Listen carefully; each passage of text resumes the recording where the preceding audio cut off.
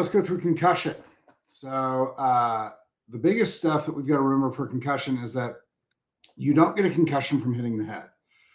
We see this all the time. People talk about football, like, oh, football has all these concussions. Yeah, football has some concussions. Girls soccer and girls baseball, girls basketball and girls soccer and volleyball have quite a bit of concussions as well. So the way that you actually get a concussion isn't from hitting the head. It's from the brain hitting the skull or hitting the inside of the head.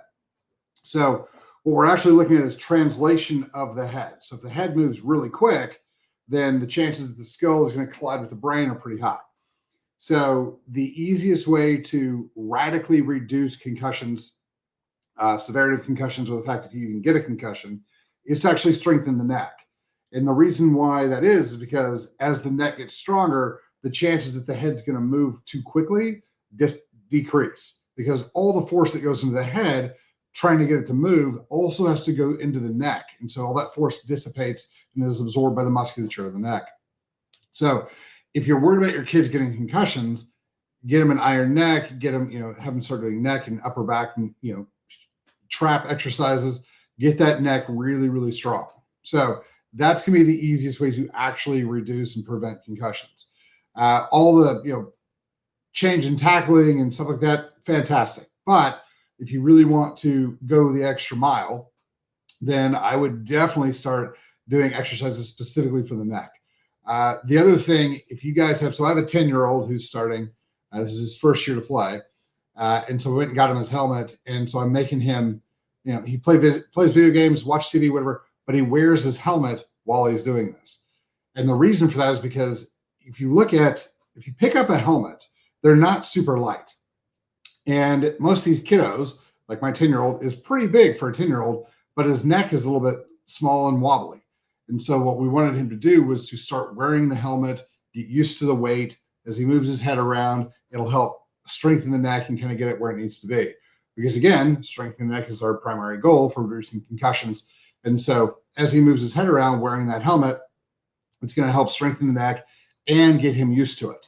So those are two really big things. It's always funny because you see these kids running around with their bobbleheads, helmets, and you're just like, oh, that's so cute. Yeah, a lot of times that helmet is not helping. It's actually creating more of a problem. So you've got to strengthen that neck. As the neck gets stronger, then everything is going to kind of get better. So have them wear that helmet while they're just sitting around, walking around the house, stuff like that. It'll help tremendously. The other things from a biochemical standpoint, one of the really good things to make sure your kiddos have, if you're worried about concussions in sports, is make sure they're on creatine. Creatine is fantastic for muscle development. It's great for a lot of other things. But what we're finding is it's extremely neuroprotective. So if your kids get a concussion and they have creatine already in their system, what we're finding is that these kids get better a lot faster. And so we definitely want to make sure they've got creatine in them. Depending on body weight, I usually tell people it's roughly 5 to 7 grams for every 100 pounds of body weight. So if your kid weighs 90 pounds or 80 pounds, give them 5 to 7 grams. If they weigh 120 pounds, give them 5 to 7 grams. If you're going to do more than, say, 7 grams, I even do this with adults, I recommend splitting the dose. And so doing it in the morning, doing it at lunch, doing it at night. So just so you're not taking it all in at once. So as far as creatine goes, that's fantastic. You guys can take the capsules. There's all sorts of different kinds. The one we have on the website is the one I take. It's this big tub. It's my favorite way to do it. My kids would take it. I take it. It's fantastic. The other big one for concussions are make sure ahead of time that these kiddos are on a fully methylated full spectrum B2, B6, folic. So the folic needs to be like an L-methyl tetrahydrofolate, a fully methylated version. The B12, don't take cyanocobalamin. If you've got supplements with cyanocobalamin, or if you're drinking energy drinks, you're consuming anything with cyanocobalamin in it, that's not really where you want to go. You want methylcobalamin. So get the methylcobalamin in. That's the B12 you need. Omega-3s are going to be really big for this. So getting your omega-3s in is really beneficial. The one that we have, I call Brain. So on the website, it's called Brain. And the reason why it's called Brain is because it's part of my concussion protocol. So the omega-3s are great. Usually I'm going to go with 2 capsules per every 100 pounds of body weight. You can split that dose up, morning and night as well. You usually want to split some of these things up so that your body gets a little bit here and there throughout the day, but morning and night on that omega-3s will be great. The other thing that I'm a big fan of is your brain works off of ATP. This kind of goes back to my whole argument against, allowing people to think that the body runs on calories. The body does not run in calories. It runs on adenosine triphosphate, or ATP. Your brain uses a giant amount of ATP. And so what you want to do is you want to say, okay, if we're going to be injured and we're going to start rehabbing and rehabilitating the brain, what's the brain going to want? It's definitely going to want omega-3s. We've already talked about that. It's definitely going to want methylated folic acid. We talked about that one. The other thing is it's going to want ATP. And so we're looking at, this is where your NAD comes in. This is where your CoQ10 comes in. But I'd also recommend that you double down on the NAC, the N-acetylcysteine. Your body uses NAC for a couple different things. But one of the big things it does is it helps it to create glutathione. Glutathione helps your body denature and move out free radicals, reactive oxidative stress, things like that. So highly recommend that you guys get some NAC as well. CoQ10 is also going to be beneficial. It's an antioxidant. Your body uses CoQ10 in what's called the electron chain transport system, which is directly where you make all your ATP. So CoQ10 is going to be a big one. The one that we use for that is the Cellular Restore. Should be on the website. It's got CoQ10, it's got NAC, it's got alpha lipoic acid, it's got some other stuff in there. So that one's really good. We give that one to the kids, and then make sure they're hydrated. Yeah, this is a big deal. This is one of those that is I think really overlooked, especially because if your kids are going out and they're running around. Like we had practice for almost 2 hours yesterday with these guys, and they drank a bunch of water, but they were all dehydrated, going into it. And so people always are like, oh, make sure you take your water to practice. Fantastic. 100% take your water to practice. Not arguing that. But I would highly recommend that you guys start getting the kids to drink the water the day before, the morning of, all the way through the day. Because the more water they've got in them, the better everything's going to be. So getting that extra water in will be really beneficial. So I would make sure that you guys get that stuff in. The other thing is, electrolytes. Yes, sodium is great. So the Himalayan pink salt or the sea salt, like we use a sea salt, a pink sea salt we get here. We have at the practice that's Hawaiian. Sea salts are fantastic. As long as it's clean, Celtic salts, those are great. Get those in. Most of these kids who are playing football are going to be boys. Selenium is going to be a big play for them. So selenium is big for testosterone. It's big for electrolyte function. It's going to be a big one. I like to make sure they're getting all the electrolytes in. So sodium, chloride, iodine, magnesium. Magnesium is a giant one. So getting those things in are going to be, boron, and there's a whole bunch of other. The one that we use for that one is Superior Mineral, which is also on the site. That one will also suppress sex hormone binding globulin and allow more free testosterone to be at play. So I would highly recommend any of you guys who have kiddos who are in the gym, definitely get them on that one, because the more free testosterone they have, the better they're going to heal, regenerate, and repair. So this is another piece for concussions. Your brain uses testosterone as the healing hormone. So I'm not going to tell you guys that your kids should be on testosterone. Some of them should. Totally different conversation about UIL rules.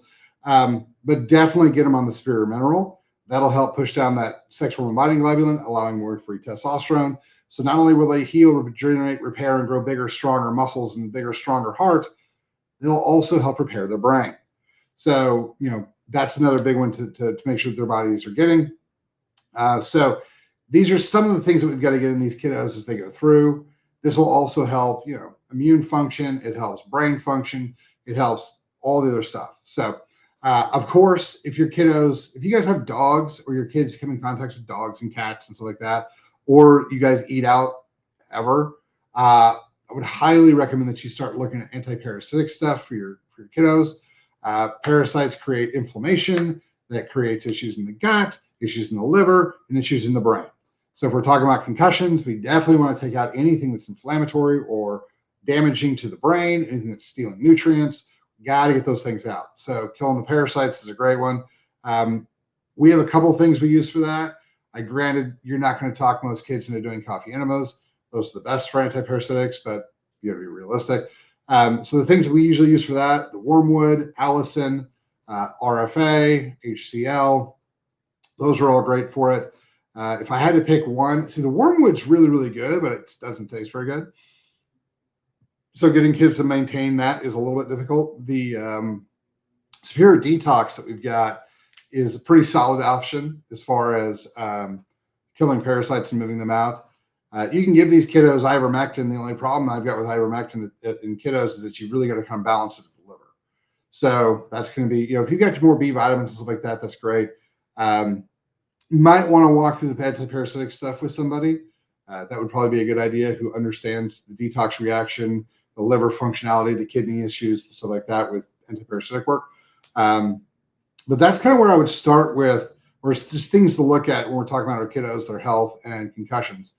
But if you guys do get a concussion, real quick, whether you guys are told this or not, primary thing is if they are sensitive to light, right? So they're squinting and the lights are too bright, they're doing this type of thing, or they're wanting to wear sunglasses after they've fallen down or whatever. We want to keep them in a dark room, feed them lots of fats, lots of omega-3s, lots of avocados, avocado oils, olive oils, butter, all that type of stuff, because your brain's made of LDL cholesterol, it's made of fat. So give the body the fat. Eggs are being a phenomenal choice for this. But keep it in a dark room. What's going on is that the brain's trying to heal, regenerate, and repair, and the metabolic function of your brain is shifted. And so it's like, hey, we're going to spend all this energy repairing and healing, and we're not going to spend it doing other things. And so if your eyes are sensitive, cool. Your eyes are brain tissue. We got to calm that down. So dark room, I would leave them in a dark room until they can stand light. So they can come out and they're like, okay, it's, it seems a little bright, but I'm fine. Cool. Then it's going to be, okay, just stay around the house, do the things around the house. They're going to get fatigued easier.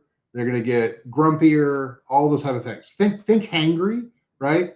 Their emotions are going to be a little bit easier to set off, things like that. So what we normally do for that is, once they've kind of got out of the dark room phase, kidney castor packs are fantastic for it. We already went through all the supplements to be taking. And then the other big one that we do outside of hyperbaric oxygen, I don't think I've talked about that. Hyperbaric oxygen is probably the number one thing for this, because what your brain needs is more fuel. Oxygen is the number one fuel it needs. Hyperbaric oxygen is going to be the best place to go for that. We have a chamber here in the office. We work with people who have hard sides and all the whole deal. So just Google hyperbaric near me and get your kids some hyperbaric oxygen. I think we've doing this protocol, we're about half the time, we're 50% faster than the average return to play, because we do all these things. Concussion is more of a metabolic thing than it is like a bruise or a trauma type of thing. So changing the chemistry is the fastest way to get these things healed. So those are kind of some of the things. The standard return to play protocol, real quick, is after the concussion, stay in a dark room until your body is functional. Stay around the house until you have the energy. 30%, go to school for about 30% of the day, come home. You do that until you're like, oh, that was cool. Like, no big deals. Wasn't extra tired, wasn't extra grumpy, didn't start having extra brain fog. And you go half a day until half a day is same way, no brain fog, no fatigue, no extra issues. Then you go the whole day, and once you can do the whole day, then you go hang out at practice, and you start kind of, slowly getting back in. 30% of practice, 60% of practice, 90% of practice, minus hitting, and then you're back in. This can take 6 months. This can take 5 days. It just kind of depends on the severity, what your kiddo had ready to go. If it had the tools to help regenerate, repair, rebuild, you're good.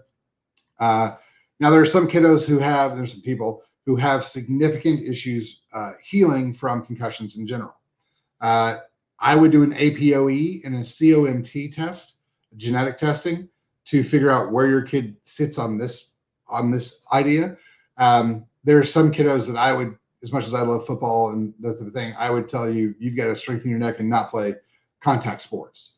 depending on where that genetic function comes in. And then there's some kiddos you're like, you can drive nails with your face. Like if you get a concussion a week from now, you'll be totally fine. So there is a big spectrum on that as far as concussion goes. So the other thing is if you figure out where you are on that spectrum, that concussion issue, you can be like, okay, either, we're totally fine or we really shouldn't play. But in the center, you're like, okay, cool. If you're closer to, let's say you're in the middle, I would make sure that you get all those nutrients in all the time so you can ensure that you're not going to have long-term damage from the concussions. So that's kind of where a lot of that stuff sits. The other thing that's an option for the adults who've had traumatic brain injuries, who've had concussions and things like that, plant medicine, ayahuasca, psilocybin has been shown to help regenerate and regrow some of this damage.